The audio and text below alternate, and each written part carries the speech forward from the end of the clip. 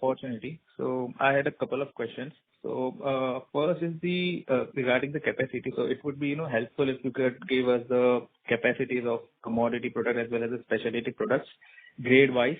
It would be helpful for us.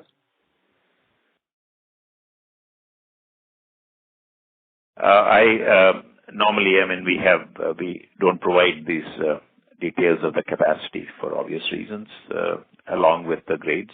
I suggest this can be taken up offline and whatever we can provide, but otherwise, normally we don't provide very specific grade-wise capacities.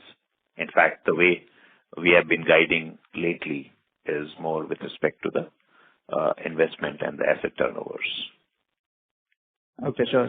Understood. So, it would be helpful, sir, if you could give us the, help us with the utilization levels of maybe the commodity products or specialty polymers.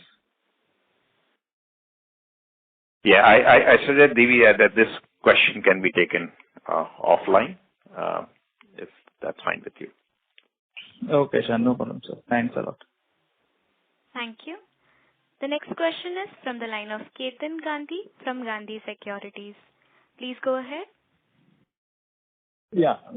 Sir, you have mentioned about the legacy player being going out and we may fill in the gap.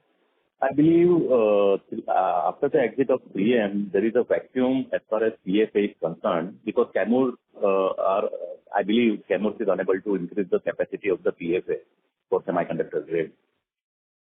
Is there any chance, or are we looking at getting into that cruise and go to the North American market as far as PFA is concerned, so that we can fill that gap which is unable to fill by the Chemours? Yes, Ketan, certainly we are. That's one of the growth drivers for us, as we have indicated, and we are already supplying PFA to US in certain markets, and we have capability as well as capacity to fill that gap and take over from whatever the market demand is available because of this leaving or the exit of legacy players. How soon? Because it's certainly moving in that direction, and we have all the elements are in place. Yes, please. Sir, how soon it can happen? Within the next 9 months or after the exit of the 3M? See, it has already started happening because what happens is that the exact exit is still some time away. It's probably January 25. So overall, what we are seeing is there's a pull from the customer side. PFA being an polymer, which is the high-end polymer, there's a qualification periods are long. So we are already seeing a pickup in demand and the interest from customers to qualify our material. So this is already happening as we speak. So we'll probably see a results of that probably next few quarters, and it will ramp up. And that's where when we talk about our fluoropolymer story, that we expect significant growth quarter by quarter in next 3 quarters or 4 quarters. This is one of the drivers for that is what you stated. Thank you so much, sir. It's very helpful to understand. Thank you so much. Thank you so much. Thank you. The next question is from the line of Anshul Thakkar from Lalkar Securities. Please go ahead. Yeah. Hi, gentlemen. Good afternoon. Very encouraging to see the sequential turnaround in the company. So the question that I want to ask is partially answered with respect to operational expenses, but just wanted some clarity on the other expenses, particularly. I mean, they seem to be elevated above normal. So is there a one-off in this, or this is something that we can now, continue to expect? Hi. Actually, I have explained this in the earlier question. There are the few items which have come in this quarter. One is the certain year-end provisionings of the expenses. Second is the CSR obligation discharge. And third is because of the Red Sea crisis, our logistic cost has gone up. So these are the few major reasons because of increase in the operating expenses. And apart from this, because we have done the capitalization of our LIPF businesses, now the operating expenses which was otherwise would have charged to the capital now coming to the P&L. So these are the four essential reasons because of this has gone up. Noted, sir. So I thought you had already explained operational expenses. My question was more towards other expenses, but yeah, I get the point. Thank you so much. Yeah, this same for the other expenses. Thank you. The next question is from the line of Meet Vora from MK Global. Please go ahead. Yeah, hi sir. Thanks for taking my question. So the first question was, if you can guide capex and asset turn year-wise for FY25, 26, 27 for the battery chemicals business, that would be helpful. Thanks, Meet. Thanks for asking question. Last time when we had a call on battery chemicals, we had stated that we would be investing close to 6,000 crores in next 4 to 5 years. And this is with asset turnover of 2. That is what we had indicated. So again, that there is some time to be given for the capacity to be utilized. So whatever we are investing now, we'll probably see the impact of that coming after a year and a half after the investment, and then slowly it will start adding up or building up. So this is, I think that if you are asking for what eventually those capex will result in asset turnover, it's approximately 2 for battery chemicals. That's what we had guided. Answer your question, Meet, please. Actually, it was more like, how can I model the yearly numbers? Because obviously we know that there will be some revenue which will come in H2 FY25 as per your guidance. Mm-hmm. So directionally, maybe we would do 800 crores of capex in FY25. And that would give us revenues in 27. So I was more asking from FY26 or 27 point of view. See, we have invested already. I'm sorry, the presentation may not have stated it clearly, but we have already invested 800 crores in battery chemicals till now, which is up to FY24. So FY25, we have indicated 800 crore, which is now we are showing the investment on battery chemicals separately in our presentation. But that doesn't mean that we have, that is the total investment. The total, we have already invested 800 crore, which is going to give us revenue, which is in the second half of this year, and then it will continue to build up in FY26. So if what you're asking is that impact of capex on revenue and EV, the first part is the 800 which we have invested, which is going to result partially in this year and partially in FY26. And the 800 which is going to be invested now will again, after a few quarters, will get impacted in the FY27. Okay. So it's slowly, it builds up over a period of time. So so this is how this will unfold. Again, with certain assumptions, you can build up your model. Sure. So secondly, on when we say that our FY25 guidance will be more or less within that FY23 EBITDA range of say 1,800-1,900 crores, that means directionally every quarter we'll have to do roughly 450 crores of EBITDA. In Q4, we have done around 230 crores of EBITDA. That means we are expecting at least doubling of our EBITDA in Q1, or we are seeing higher growth in the second half. And directionally, if you can give some, quarterly, how are you seeing that ramp up in that 1,800 or 1,900 crores of number for FY25? See, it will not jump. It will not be a situation where it will jump from 236 to 450 and then remain 450 for the rest of the 4 quarters. So it will build up from 236 where we are, and then slowly keep on increasing till the quarter 4 of FY25. Okay. Understood, sir. That means, we would either see very good growth in H2, maybe Q3 and Q4 will be very high in terms of... Indeed. Okay. Indeed. Okay. Thank you. Thank you. The next question is from the line of Alok B, who is an individual investor. Please go ahead. Hello, sir. Thank you for the opportunity. There are three basic questions. The first one is that in your presentation, the VCM to VDC integration, when do you expect that to be completed? Yes, Alok, I think the VDC, the VCM to VDC, that project has been deferred slightly because that was primarily more to do our backward integration. At this point of time, the VDC and R142B prices are still low. So we have a plan. We expect to have this project implemented in due course, perhaps in middle of next year or probably end of that next year, something like that. Okay, all right. We have all the elements in place. We have, in fact, initiated the work, but because of the lowering of the prices, we have staggered it a little. But that can be quickly executed as and when the market picks up. Okay. So then secondly is even the HFP monomer, I believe it can be made using TFE. But I think in your presentation, you're procuring that externally. So is there any reason for that?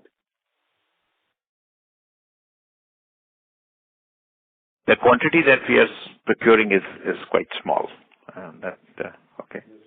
See, our philosophy, Alok, has been to go for backward integration whenever, it reaches a certain quantity, a certain size. We normally go for backward integration, and that will continue. This approach will continue. Right now, at least, it's not qualifying into the criteria that we have. But as soon as we see a jump in volume, we'll certainly do that, what you're saying. Okay. Sir, and lastly, coming to the EBITDA margins, I think a lot of people have asked questions on this. But sir, FY25, do you think on a conservative basis, 25 to 27% is where you could actually end up rather than the 30% in FY23? I'm sorry, I didn't get your question. What? So I think you've guided that FY25 would be comparable or slightly lower than FY23. Okay. And I think the margins you have delivered in FY23, the EBITDA margin is about 30%. Mm-hmm. So again, if I'm just doing the rough math, 30% seems a bit tough considering that you will see quarter-on-quarter improvement. Mm-hmm. So do you think a 25, 26% is what you would be internally targeting or what we could assume? No, we are targeting what we have stated. Look, absolutely. Okay. And we have planned for that, and certainly, because that's and the multiple routes to achieve that, and we are doing that.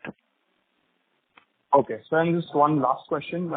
Coming to the PVDF battery binder grade, there seem to be two technologies, suspension and emulsion. Any comment on what we are working on or what we're getting qualified? We are in emulsion, and we have stated that and that's where there are many applications in which this is accepted, and this is undergoing approvals and testing by customer, as I stated. So we are only in emulsion grade PVDF. Okay. Thank you, sir. That's it from my end. Thank you very much. Thank you. The next question is from the line of Kunal Tokas from Fair Value Capital. Please go ahead. Hello, sir. Am I audible? Yes, sir, you're audible. Okay. Just two quick questions. First, how has been the realization trend in PDFE and the new age polymers? As I stated in our presentation, I think the realization has been stable, except for a very low-end fluoropolymer in the granular where we were under pressure because of the dumping. correct, because was dumping. Other than that, at a higher end polymers, it is more or less stable. Okay. And the outlook is stable as well? Yes. Whatever we have seen in last few quarters, we expect it to continue. Okay. And the second question is related to fluorochemicals. How do you see the current demand and pricing scenario for refrigerant gases, and any improvement that you foresee in the second half of this year? Unfortunately, we don't see much improvement because at least in the segment that we are in, because some of wherever in export market to some extent, except non-US market, it's stable, but because of the duty cuts in US on refrigerants and sort of cutting down of quotas, we do not see these prices going back or recovering for refrigerants for us. Thank you, sir. That were my two questions. Thank you for your time. Thank you. Thank you. The next question is from the line of Deepak, who is an individual investor. Please go ahead. Sir, greetings, sir. I have a couple of questions. How much the EV chemical business will contribute in your basket in FY25 and 26? Also, how much margins you are expecting for the same in particular EV chemical and broader revenue number as a whole?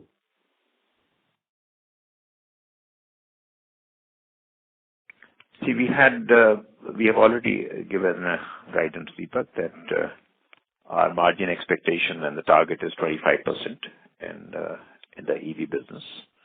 And this, as in one of the previous questions, we had said that as we are adding capexes, see, the market is slowly building up, okay, and it's growing. And our approach has been primarily to cater to geographical areas where there is an advantage from us being a supplier from India. And one of the USP that we are offering is that our supply chain is quite independent, and we are a IRA qualified supplier. So with that kind of proposition, as the market is building up, we'll start seeing a build up in our businesses. And actually, this business is expected to have a very high growth in 27 and onwards. Okay, and so this is what our plan has been. So our investments are also tuned as per the market growth expectations. Does it answer your question, Deepak? Yes, sir. One more question, sir. Where we see as a EV chemical sector in the next 2 or 3 years if we compare the Chinese market contribution to the globe? I'm sorry, I couldn't. Your voice is. Can you speak up? Can you repeat the question, please, Deepak? Please. Yes, sir. Sir, where we see as a EV chemical sector in the next 2 to 3 years if we compare the Chinese market contribution to the globe? See, let me see if I understand your question. You're asking is that where do we see the EV sector in view of the Chinese? Yes. EV chemical sector. Yes. Okay. So in China, the EV has excess capacity. Everybody knows that. All the battery chemical, etc., has excess capacities.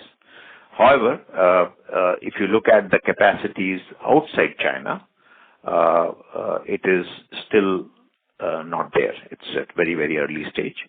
And so Chinese, and because of the new geopolitical situation, there is alternatives being looked at. Okay, that's where all the supply is going to come from. And if you look at elsewhere globally, their batteries capacities are slowly coming up, whether it's in Europe or North America.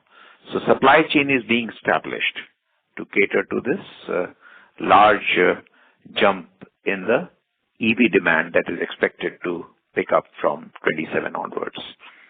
So we are part of that. We want to be part of that global supply chain, and which is outside China. Okay. Thank you, sir. Thanks. Thank you. The next question is from the line of Sanjesh Jain from ICICI Securities. Please go ahead. Thanks, sir. Thanks for taking my question again. I got a couple of them. First, on the R125, now that the pricing doesn't look so lucrative and we are seeing fluoropolymer taking off, does it make sense for us to shut down R125 and put all the TFE to make the fluoropolymers? Is that an option available with us? Yes, Sanjay, that option is available with us, but we still have the contribution margins in R125 as long as it's good. We have TFE capacities available. Okay, so we are not short of TFE capacity. No. And whenever situation like this come up, we do optimize with respect to the product mix, which maximizes our overall margins and contributions. Got it. And second, on the more clarity on the capex for the Gujarat Fluoro business, this non-EV business, we are anticipating a 500 crores of capex. Where are we planning to spend this? This is, Sanjesh, we indicated that part of it is the tail end of our new fluoropolymer expansion, which we had deferred, if you remember. Right. Okay, part of it is going to come for it, and part of it is going to be in the backward integration and some of the cost effectiveness programs that we are pushing now to ensure higher contribution margin fluoropolymers. Fair enough. One last quick question on the bulk chemical. We have, at least the Bloomberg suggests that there is a good jump in the caustic prices. Are we seeing that on the ground, and will that effect will be visible from Q1? We are not seeing that on the ground, unfortunately. Okay. Sanjay, we are looking forward to it. We are waiting because there's been a very long cycle of low prices in caustic. So we are still waiting for that to happen. But right now, the caustic prices are still quite subdued. Okay. But it hasn't improved sequentially a bit because we are here. If I look at my quarter 3 versus quarter 4, it's almost at the same level. There was a little bit improvement, but again at the same level, I would say. So it's quarter 1 because I think this price increases have happened in the month of April. So are we... For a very short time. Okay, it didn't sustain is what we are telling. Hello? Yeah, I think there was a slight blip, but I think it again subsided. But we are expecting this caustic soda prices to pick up. Okay. But it's not yet appeared in a sustained way, yes, Sanjesh. Got it. That's it from my side. Thanks for answering all the questions and best of luck for the coming quarters. Thanks a lot. Thanks, Sanjesh. Thank you. The next question is from the line of Yash Shah from Investec. Please go ahead. Hi, sir. Thank you for the opportunity. Sir, I just had one clarification question. If you can please share the volume degrowth which you had in the fluoropolymer segment for the whole year of FY24. I just wanted clarification on that. Thank you. You mean, yes, volume, you're looking for volume numbers? No, as compared to FY23 in the fluoropolymer segment, what kind of degrowth what you've witnessed just in the fluoropolymer segment? Yes, there was a degrowth, and we mentioned that earlier that the degrowth primarily was driven by slowdown. Two reasons. One, of course, the prices on a very, very low end grades, particularly in the granular. And the second was because the de-stocking phenomena which happened in global markets. Because of that, the customer has stopped buying it because in 22 and 23 there was a lot of stock was built up, in order to ensure the sustainability of the supplies, and that part sort of resulted in destocking in FY24. So that's because that has impacted our volumes to some extent. Okay. Understood, sir. Will you be able to share the numbers, sir, of the degrowth and volumes? Normally we don't share numbers, particularly for the sales, Yash. But you can take it up offline with Vibhu to understand this in more detail if you would like to. Thanks. Perfect, sir. Thank you. Thank you very much, sir. Thanks, Yash. Thank you so much. Thank you. The next question is from the line of Dhavan Shah from AlSecurate Advisor. Please go ahead. Yeah, thanks for the opportunity, sir. So my question is on the EBITDA. We are running at roughly 1,000 crore annual run rate of the EBITDA, and we are expecting roughly 2,000 crore in FY25. And given that, the basic chemical and the fluorochemical more or less will remain at the same level as you guided in the opening remarks. So this largely 1,000 crore incremental EBITDA, we are expecting that this will come from fluoropolymers only? Yeah, well, that's what we indicated because we said for two reasons. Of course, one is to get back our normal level of sales, and the second is because we had added capacities in several new polymers, and those were going through qualification process. So this new fluoropolymers we are expected to see is providing impetus to the volume growth. So this is indeed correct what you said. So what kind of margins are we operating, in the fluoropolymers? Is it 25-30%? So logically, I think the 3,000 to 4,000 crore incremental revenues you are looking at in FY25 from this incremental capacity of fluoropolymers? Yes, in fact, margin expectation we have not ever given the segmental margin, but we have said that on overall basis it's around 30%, 25 to 30%. And in terms of the revenue, let's say, if you want to have 1,000 crore incremental EBITDA, you should do at least 3,000 crore incremental revenues. This 3,000 crore incremental revenues would come from which fluoropolymers in terms of the different PTFE, PFA, PVDF? What kind of numbers are you expecting? A lot of it will come mostly from new fluoropolymers, as you said, which is the collection of what you stated. So I think it's a product mix, which is difficult for me to give you in this short call. However, it will probably be driven, not probably, it will be driven by the new fluoropolymer segments. So demand-wise, any outlook, in terms of any order book or anything, can you highlight in the other fluoropolymers, which, for which you have already expanded the capacity? So how is the order book right now versus the last year? What is the visibility from the customer side? And any ballpark number or any... we have added capacities in fluoropolymers like FKM, PFA, PVDF. These are the three, and also micropowders. So we had stated this much earlier capacities, and it's primarily driven by these four segments where the market demand is, and we are present and we are slowly capturing the market share in this. So what I can suggest again, the one is because due to lack of time, perhaps you can connect with us offline, and sure, we can share more details. Thanks. Sure, sir. Thank you so much. Thank you. Thank you. Ladies and gentlemen, we will take that as the last question. I now hand the conference over to the management for closing remarks. So thank you very much, and I really appreciate and thank each one of you for showing interest in GFL. And we look forward to a growth journey, and we expect to see the results going up quarter on quarter and achieve the target that we already stated.